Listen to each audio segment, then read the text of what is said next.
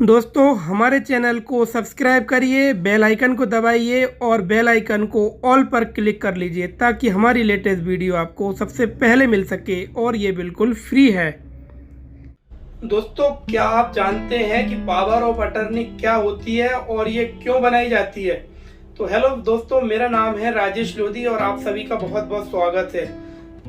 तो दोस्तों power of attorney एक व्यक्ति द्वारा दूसरे व्यक्ति को अपनी तरफ से किसी कार्य को करने के लिए कोई पावर देना या कोई अधिकार देना, जिससे कि वह व्यक्ति जिसके नाम संपत्ति उसके जाए बिना ही दूसरा व्यक्ति जिसको पावर दी गई है वह उस कार्य को कर सकता है। तो इसको पावर ऑफ अटर्नी कहते हैं। हमने आपको सरल भाषा में पावर ऑफ अटर्नी को समझाने का प्रयास किया है। तो दोस्तों अब हम आपको बताएंगे पावर ऑफ अटर्नी जो है कब दी जाती है।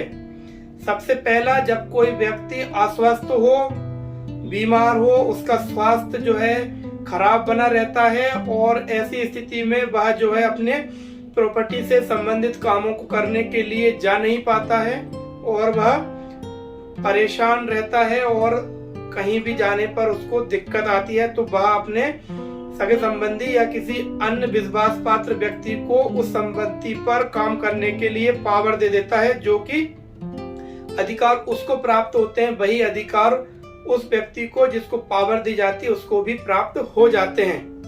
अब दूसरा जो है कारण दोस्तों, जब कोई व्यक्ति बहुत ज्यादा बिजी होता है, मान लीजिए एक व्यक्ति है वो काफी ज्यादा बिजी रहता है, उसके और भी काफी काम है और उसको जो है किसी संपत्ति पर कोई काम करने के लिए समय नहीं है और उसको अपने विश्वास पात्र व्यक्ति को जो है वो पावर दे देता है, तो उसके आए बिना ही वो सारे काम वह व्यक्ति कर सकता है जिसको पावर दी गई है। दोस्तों तीसरा पॉइंट है कि कोई व्यक्ति किसी संपत्ति से काफी दूर रहता है और आने जाने में उसको प्रॉब्लम होती है, तो वह अपने निकट संबंधी को या कोई अपने विश्वास पात्र व्यक्ति को उस संपत्ति की पावर दे देता है। उसको जो अधिकार उस व्यक्ति को प्राप्त होते हैं, जो उस संपत्ति का मालिक है, वही अधिकार जो है पावर जिस व्यक्ति को दी जाती है उसको भी प्राप्त हो जाते हैं। दोस्तों अब हम आपको बताते हैं कि पावर कितने प्रकार की होती है।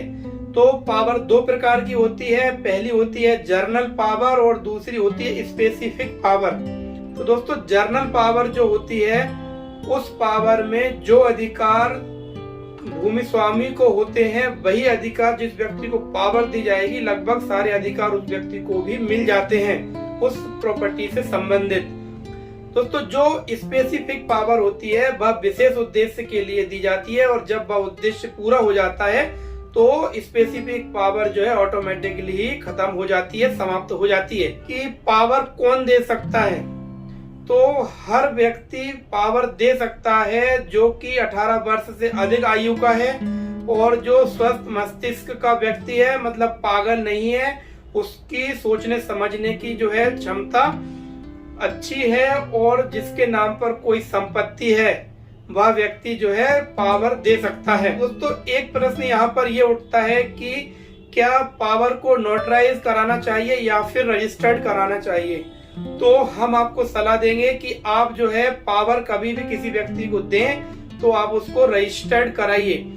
रजिस्टर्ड होने के बाद जो पावर की जो विश्वसनीयता होती है वह बढ़ जाती है। अगर कोई व्यक्ति उसको कोर्ट में भी चैलेंज करता है तो उसको जो है दिक्कत नहीं आती है रजिस्टर्ड पावर होने के बाद। लेकिन अगर वहीं हम नोटराइज पावर की बात करें जो स्टाम्प पेपर पर लिखकर नोटरी कराकर की जाती है, तो उस पावर में दोस्तों दिक्कत आ सकती है।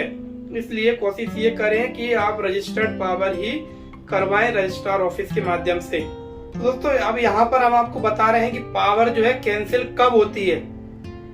पहला तो हमने आपको बताया था पावर दो प्रकार की होती है, एक जर्नल पावर और एक स्पेसिफिक पावर।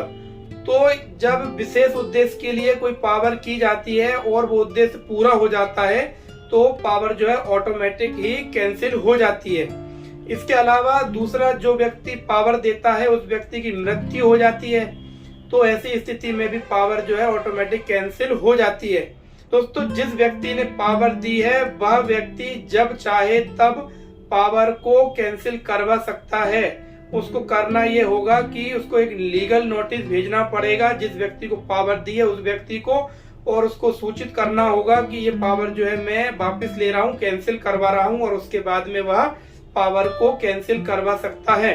इसके अलावा जो एक और पॉइंट है पावर को कैंसिल कराने का, कि जब भी आपने पावर कराई है उसमें आप एक ये पॉइंट डलवा देते हैं कि ये जो पावर है वो आज दिनांक से 3 साल बाद जो है स्वतः ही कैंसिल हो जाएगी। तो जब टाइम लिमिट पूरा हो जाएगा तो वो पावर जो है ऑटोमेटिक कैंसिल हो जाएगी। तो हमने आपको कोशिश की है पावर के बारे में संपूर्ण जानकारी देने की। तो आपको ये जानकारी कैसी लगी दोस्तों? अगर आप हमारे चैनल पर नए हैं तो हमारे चैनल को सब्सक्राइब जरूर करिए ताकि आपको ऐसी ही कानूनी जानकारी से भरपूर वीडियोस मिलती रहें।